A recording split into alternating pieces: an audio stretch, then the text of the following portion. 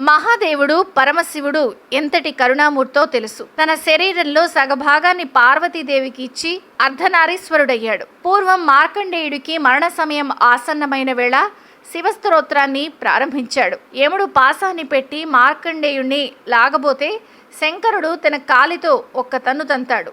అంతే, యముడు పారిపోతాడు. ఆ గర్వంతో శంకరుడు పార్వతితో, చూసావా, యముడంతటి వాణ్ణి బెదిరించి పంపాను, ఒక్క కాలుతో మార్కండేయుడిని రక్షించాను, ఒంటి కాలితో అని అంటాడు. అమ్మ పార్వతీదేవి నిదానంగా నవ్వుతూ, స్వామి, అర్ధనారీశ్వర రూపంలో నా వైపున ఉండే ఎడమ కాలితో తన్నారనే విషయాన్ని మర్చిపోయారు మీరు, అది నా కాలు అన్నది. అంతే, పరమశివుడు సిగ్గుతో ముఖాన్ని వేరే వైపుకు తిప్పుకుంటాడు. అదండి శివుడు సిగ్గుపడిన వేళంటే.